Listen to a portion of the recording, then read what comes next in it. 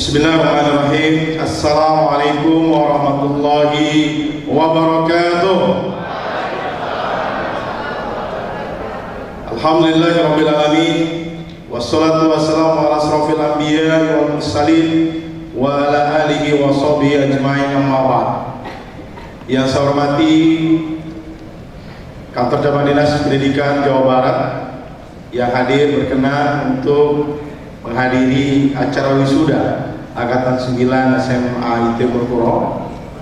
Yang saya hormati pimpinan yayasan serta pimpinan SMA IT Purwokoro Bogor, para wali murid, para guru, seluruh jajaran keluarga besar SMA IT Purwokoro Bogor, dan yang saya banggakan anak-anakku, wisudawan, wisudawati Angkatan 9 SMA IT Purwokoro Bogor, yang insya Allah kalian telah akan menjadi pemimpin dan menggantikan saya di DPRD Kota Bogor.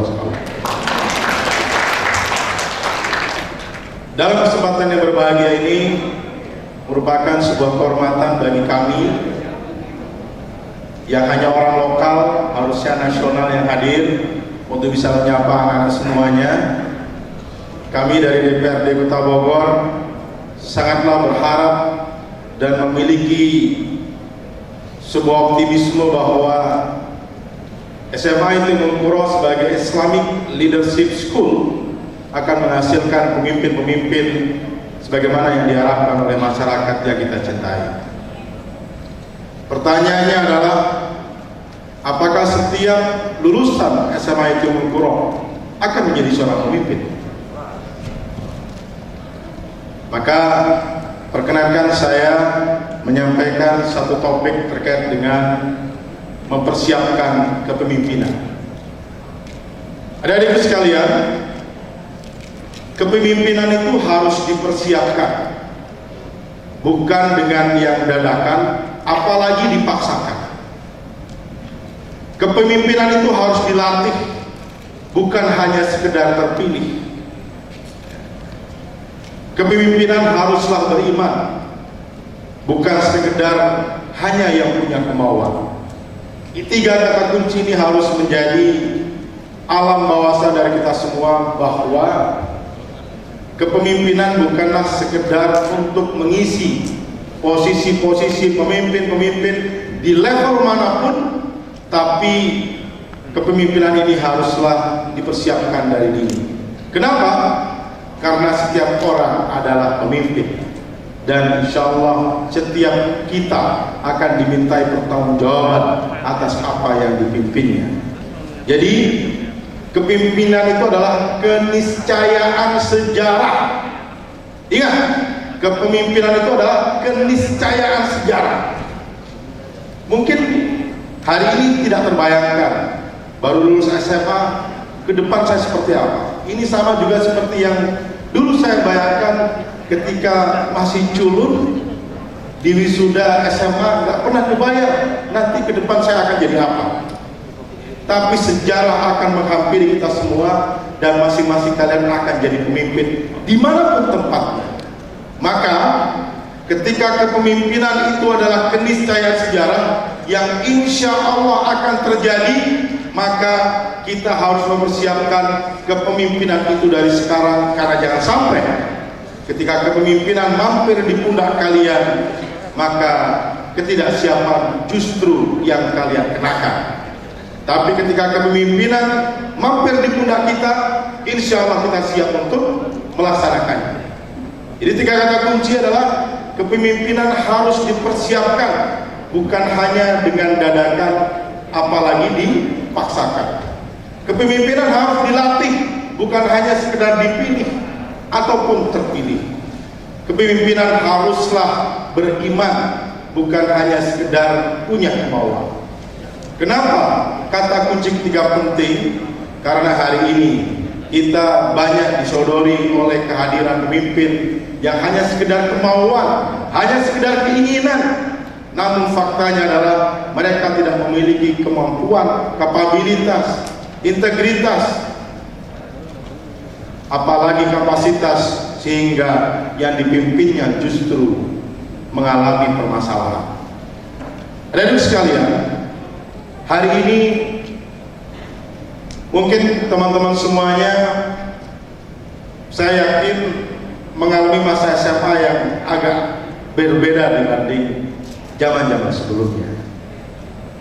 Mungkin sekitar 2 tahun ya, harus melakukan sistem pembelajaran jarak jauh. Hanya kelas 10 barangkali yang langsung datang ke sekolah. Gimana rasanya? Enak PTM, enak sekolah di sekolah atau sekolah di depan gadget? Enak mana, sekolah atau di depan gadget? Benar atau benar? Kalau anak SMA ditanya begitu, saya percaya. Tapi kalau ditanya ke anak SMP dan SD, enak di depan gadget kan? Tapi gadget, teknologi tidak bisa menggantikan yang namanya relationship, tidak bisa menggantikan yang namanya psychological touch, tidak bisa menggantikan yang namanya sebuah perasaan untuk kemudian saling belajar satu sama lain. Yakinlah ini adalah hanya angkatan kalian yang merasakan dan tidak dirasakan oleh generasi-generasi yang lain. Maka kalian dipilih oleh Allah Subhanahu wa taala untuk menjadi generasi SMA COVID-19.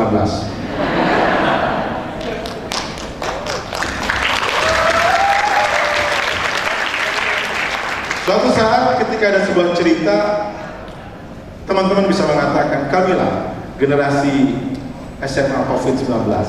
Sebagaimana juga saya punya teman yang bercerita, kamilah pengantin COVID-19.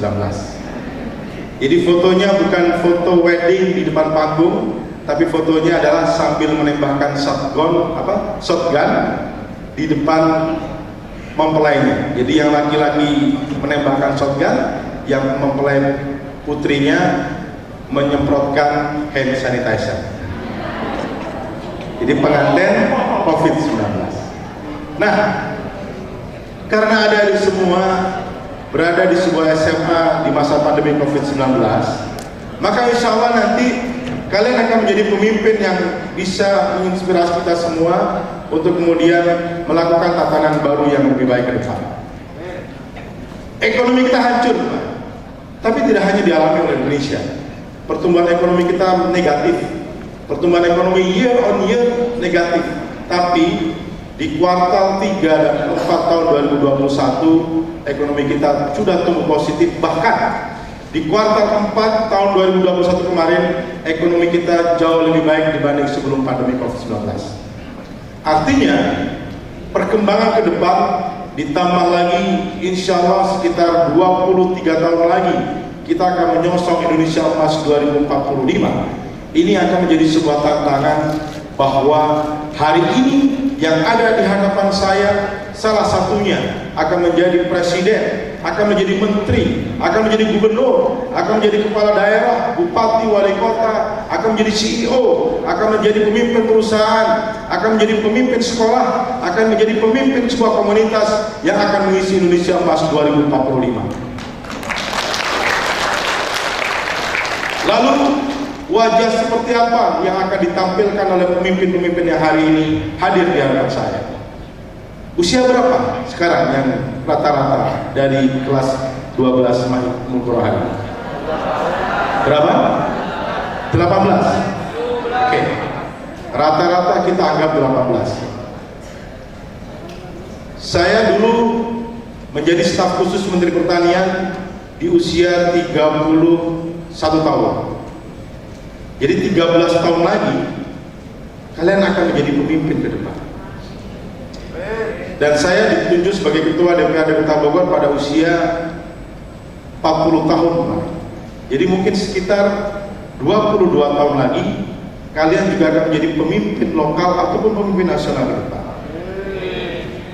Dan ketika angkanya adalah 20 sampai 25 tahun, artinya sangat mungkin Presiden RI di 2045 lahir dan hadir di ruangan ini.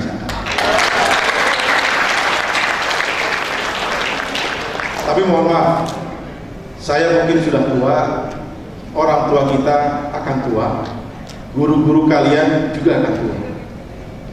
Kami ingin memastikan bahwa masa tua saya, masa tua guru kita, masa tua orang tua kita, ingin negaranya adalah negara yang adil dan sejahtera. Negara yang dipimpin oleh pemimpin yang mencintai umat dan Tuhannya, yang mencintai Rasulnya, yang kemudian mencintai ulamanya, dan bisa menjadikan negara ini baldatun warabun ghafur. Lalu apa yang perlu dipersiapkan oleh teman-teman sekalian? Hari ini kalau boleh saya bilang, korupsi banyak, fatal moral banyak. Saya merasa bahwa dulu ketika masuk ke Kementerian Pertanian, masuk sebagai TA di DPR RI, masuk di DPRD Kota Bogor, semuanya akan berlangsung baik-baik saja. Tapi tidak. Ada yang kemudian perjalanan dinas fiktif, itu ada. Ada yang kemudian mempermainkan uang dari proyek, itu ada.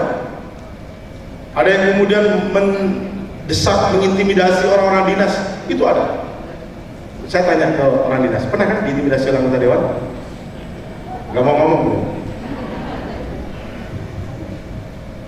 Jadi yang namanya fatal moral itu ada di hadapan kita.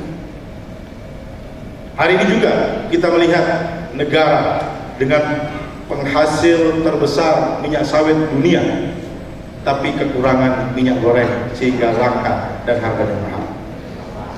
Padahal hampir 5 juta hektar lahan hutan kita konversi untuk menanami sawit, dan kita menjadi the big producer of palm oil in the world.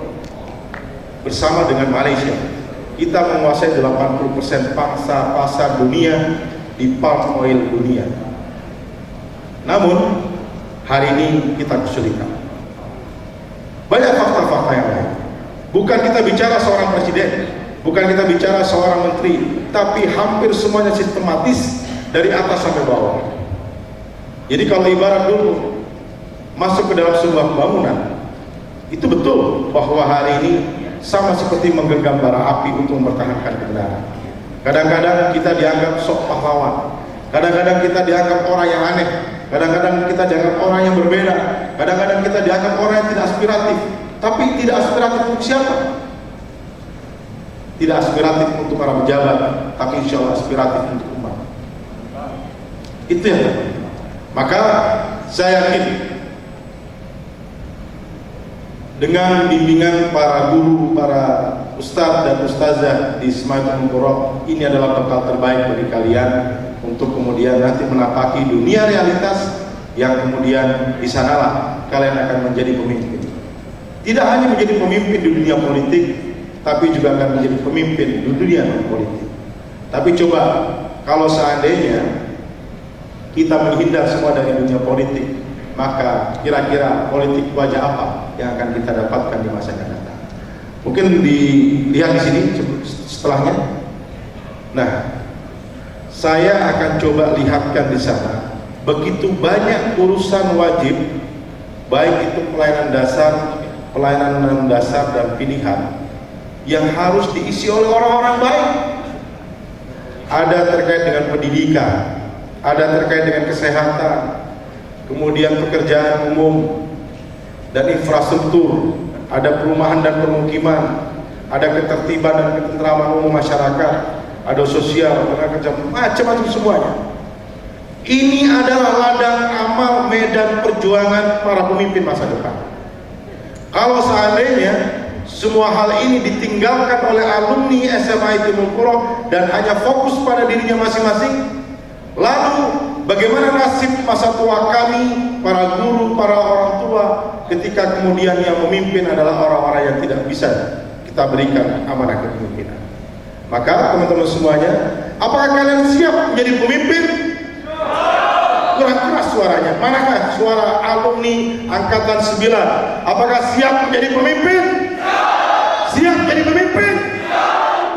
Pemimpin seperti apa lalu yang harus kalian siapkan?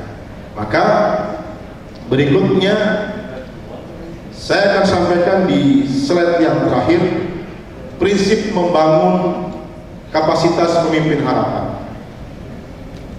Video yang di slide berikut sebelumnya nggak bisa diputar ya? Atau nanti aja. Kita langsung kepada prinsip membangun kapasitas pemimpin harapan. Ada dua hal yang saya lihat berdasarkan pengalaman selama ini yang harus dimiliki oleh seorang pemimpin, dan saya pun juga masih harus terus belajar, teman-teman semuanya juga harus terus belajar, yaitu yang pertama adalah karakter kepribadian, yang kedua adalah keterampilan personal. Alhamdulillah di umroh mungkin ada sistem pembinaan individu yang kemudian menjadikan teman-teman semuanya dipersiapkan menjadi seorang leader. Islamic Leadership School, jadi seorang pemimpin Islam masa depan. Disinilah kemudian nilai-nilai integritas, nilai-nilai Islam yang harus menginternalisasi dalam diri kita itu disiapkan. Insya Allah dengan kita mencintai Allah dan Rasulnya, itu akan menjadi bekal yang sangat kuat bagi kita. Ketika kita mencintai Allah dan Rasulnya, insya Allah ini akan menjadi bekal yang kuat bagi kita. Ketika kita mengingat Allah, ketika kita mengingat Rasulullah Muhammad SAW, semoga itu menjadi bekal terbaik bagi kita. Kenapa? Karena di sanalah muara tujuan akhir yang ingin kita capai, dan insya Allah segala sesuatu yang akan kita lalui akan kita arahkan untuk bisa mendapatkan keridhaan dari Allah Subhanahu wa Ta'ala. Kalau muaranya bukan di sana, ini akan berat. Kalau muaranya adalah kekuasaan, muaranya adalah harta dan jabatan, itu akan terasa hampa dan tidak akan ada nilai. Tapi dengan prinsip kepribadian ini, di mana ada integritas di sana, ada kejujuran, ada sifat-sifat dasar seorang pribadi muslim yang kuat, baik secara fikriyahnya, secara pemikiran, secara fisik, secara ruhnya, insya Allah ini akan menjadi kekuatan ke depan. Maka jangan berhenti untuk belajar. Kalau di Ummul Qura ada bina pribadi Islam, maka terus lanjutkan kalian untuk mengikuti kepembinaan-pembinaan keislaman ketika di perguruan tinggi. Saya yakin teman-teman semuanya yang hari ini aktif di OSIS, aktif di ekstrakurikuler dan segala macam, insya Allah akan jadi pemimpin masa depan. Saya dulu ketika SMP dan SMA bukanlah pengurus OSIS. Saya dulu adalah orang yang introvert, pemalu. Bahkan kalau ketemu akhwat saja, kalau misalkan ada satu orang kelas, di situ ada 3 sampai 5 akhwat, saya cari jalan lain agar tidak lewat di depan akhwat. Pemalu dan tidak ikut lembaga kemahasiswaan. Namun namanya mempersiapkan kepemimpinan tidak terlambat. Alhamdulillah di kampus terdaftar pada sebuah kebaikan. Yang didatangi pertama kali adalah diambil oleh kakak kelas saya ketika baru sampai di terminal IB Barangan siang. Ayo ikut saya, kemudian ke masjid kampus, dan di sana dikenalkan dengan aktivitas keislaman, dan kemudian juga posnya ada pembinaan-pembinaan keislaman dan pembinaan kepribadian. Mulai di sana mulai terbuka. Alhamdulillah meskipun bukan aktivis sekolah pada waktu itu, kemudian bisa belajar untuk sedikit demi sedikit belajar tentang keorganisasian. Apalagi kalian yang sudah dibekali oleh ilmu-ilmu keorganisasian dan kepemimpinan, saya yakin akan jauh lebih baik dibanding kami dulu yang tidak punya pengalaman ketika masih di sekolah menengah atas. Jadi teruskan bina pribadi Islam ini dimanapun tempat kita berada dan sepanjang hidup kita. Kalau tidak ada, cari tempat-tempat pengajian di mana di situ kita akan mendapatkan ilmu-ilmu terbaik yang menjaga jalan hidup kita agar tetap baik. Kalau ada pengajian-pengajian, ikuti. Jangan hanya sekedar ilmu kuliah yang kemudian akan tidak kuat kalau seandainya ilmu keislaman kita tidak dilakukan. Yang kedua adalah personal skill. Di sini panjang sekali, tapi saya tidak akan jelaskan satu persatu. Mungkin nanti di lain waktu di kelas khusus tersendiri, di mana di sini ada managerial skill, ada personal skill, ada leadership skill, ada communication skill dan segala macam. Tapi pada intinya satu kata kuncinya adalah teman-teman bisa mengasah itu semua dengan secara aktif di organisasi-organisasi baik mahasiswa maupun yang lain, dan melatih diri untuk bersabar, melatih diri untuk berkomunikasi, melatih diri untuk berkolaborasi. Hari ini tidak zaman lagi untuk sendiri, tapi hari ini zamannya sinergi dan kolaborasi. Dan kebudayaan atau kultur yang sudah mendarah daging di SMA ITB Puro, saya yakin menjadi modal terbaik ketika masuk di dunia kampus. Di SMA, masa-masa yang sangat indah, insya Allah di dunia kampus akan jauh lebih indah. Jadi kalau sekarang merasa sangat indah di dunia SMA, yakinlah bahwa dunia kampus adalah dunia yang jauh lebih indah. Tapi jangan sampai nanti karena sangat indahnya terlalu enak sehingga lupa untuk cepat lulus sesuai dengan target yang telah diberikan. Seperti saya lulusnya 6 tahun, tapi jangan dicontoh karena terlalu enak di kampus.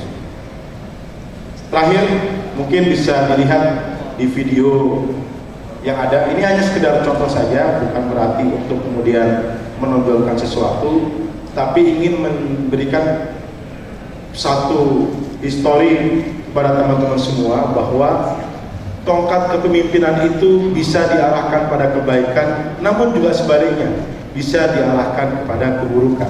Seperti dua mata pisau yang saling berkebalikan, tinggal kemudian siapa yang memegangnya. Dengan palu kekuasaan kita bisa mengambil kebijakan-kebijakan yang diharapkan, tapi juga dengan palu kekuasaan kita bisa mengarahkan kepada kemudaratan.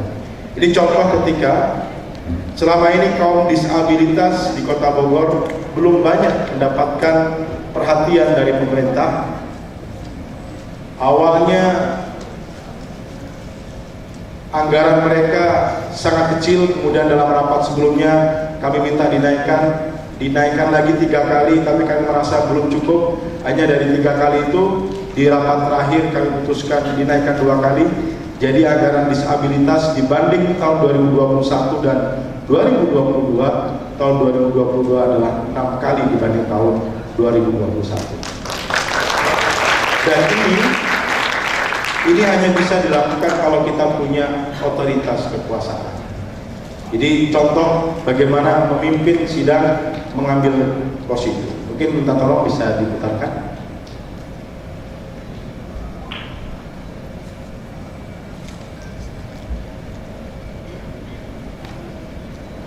Gak ada suaranya.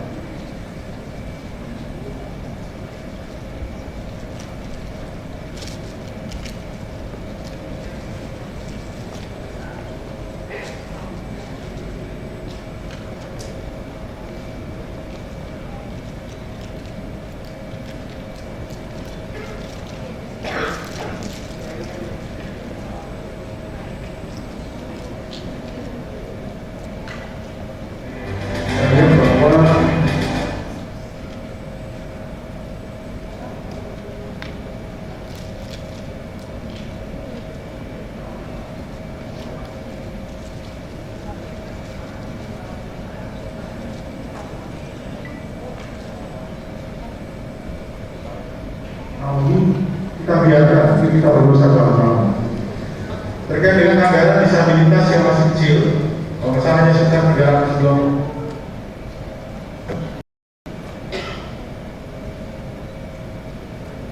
Saya lihat bahwa anggaran untuk disabilitas ini sangat kecil sekali, masih di angka 320-an juta rupiah.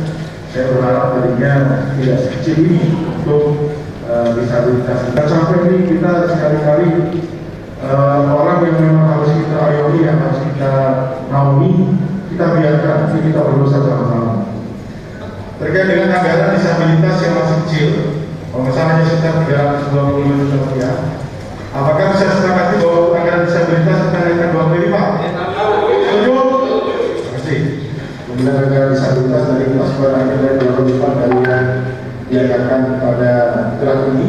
Anggaran 2022 sebagaimana yang telah disepakati dalam rapat sebelumnya. Bahkan dari Kota Bogor disepakati penambahan beberapa program prioritas yang sudah disepakati dalam rapat terakhir, penambahan disabilitas 2 kali dari yang telah dianggarkan sebelumnya. Apakah menyetujui sebagai pusat kita dalam APBD 2022? Setuju? Terima kasih. Jadi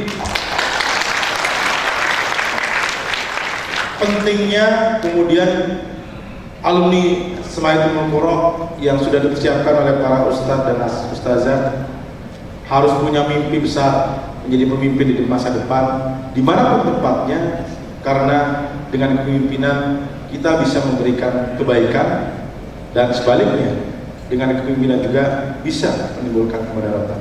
Tapi saya yakin insya Allah bahwa kalian adalah orang-orang yang mencintai kebaikan dan ingin melakukan kebaikan, sebagaimana dalam surat Ar-Rahman Allah menyampaikan, A'udzubillahi minasyaitonirrajim, hal jazaa'ul ihsan illa ihsan. Tiada balasan kebaikan kecuali kebaikan itu sendiri, insya Allah. Karena sebagaimana juga dalam surat Al-Qalam ayat yang kedua Allah menyampaikan, alladzi khalaqal mauta wal hayata liyabluwakum ayyukum ahsanu amala. Allah menciptakan kematian dan kehidupan untuk menguji siapa di antara kalian yang paling banyak amalnya. Mudah-mudahan kalian adalah orang-orang yang paling banyak amalnya, orang-orang yang siap menjadi pemimpin, orang-orang yang insya Allah senantiasa memberikan kebaikan, dan kebaikan akan hadir di negeri kita tercinta. Dan di slide yang terakhir, mudah-mudahan ini menjadi tantangan semuanya, bahwa 2045 adalah milik kalian. Mudah-mudahan insya Allah 2045, 23 tahun lagi, saya yakin pemimpinnya adalah yang ada di hadapan saya usia-usia hari ini, karena 23 tahun lagi berarti usia kalian adalah 41 tahun, sama dengan ketika 40 tahunnya Nabiullah Muhammad SAW diberikan tugas oleh Allah Subhanahu wa Ta'ala sebagai Rasul yang mendakwahkan Islam kepada umat manusia. Siap untuk memimpin Indonesia? Siap memimpin Kota Bogor? Semakin kesini semakin lemas, karena insya Allah menjelang jam makan siang.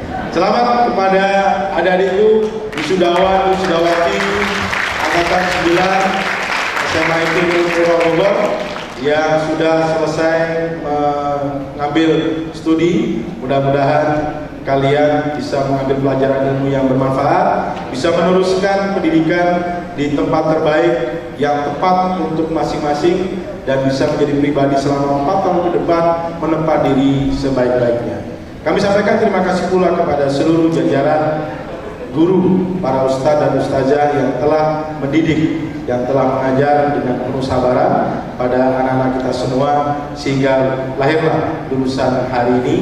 Juga kepada pengurus yayasan yang telah mengelola lembaga pendidikan Ummul Qura dengan sangat baik, karena hari ini kita membutuhkan lembaga pendidikan Islam yang kredibel, yang kolaboratif, yang sinergis. Saya titip salam kepada guru saya, kepada Dr. Suswono. Jadi saya mohon maaf kalau ilmunya belum lengkap. Apa yang tadi saya sampaikan ini adalah hasil saya belajar selama 10 tahun mendampingi Pak Suswono di DPR RI dan sebagai Menteri Pertanian. Beruntunglah Ummul Qura punya ketua yayasan seperti Pak Suswono. Beliau berintegritas, saya yakin, dan banyak hal yang bisa dilakukan. Untuk itu, terakhir, kami butuh orang-orang baik. Ketika saya di tahun 2019 bersama teman-teman 50 anggota DPRD, ada sekian banyak anak muda, tapi ternyata tidak semua anak muda sesuai dengan harapan kita semua. Ada anak muda yang berintegritas dan kuat dalam bekerja, tapi ada anak muda juga yang tidak bisa kita harapkan. Semoga lulusan Semayatul Qura adalah sebagaimana yang diharapkan oleh masyarakat. Indonesia ada di tangan kalian, Kota Bogor ada di tangan kalian. Kami berharap di tangan kalian Indonesia bisa adil sejahtera, dicintai Allah dan Rasulnya, dan kita bisa bersama-sama mendekat kepada Allah Subhanahu wa Ta'ala. Salam dari saya, semoga berkumpul kembali kalian adalah pemimpin masa depan. Siapa Presiden Indonesia? Bukan yang hari ini. Saya ingin bertanya, siapa Presiden Indonesia 2045? Siapa Presiden Indonesia tahun 2045? Sebutkan nama masing-masing, jangan tanya saya. Siapa Presiden Republik Indonesia tahun 2045? Siapa Presiden Republik Indonesia tahun 2045? Siapa Wali Kota Bogor tahun 2045? Siapa Direktur Utama Telkom tahun 2045? Siapa Menteri Pendidikan tahun 2045? Semoga doanya diijabah Allah SWT. Assalamualaikum warahmatullahi wabarakatuh.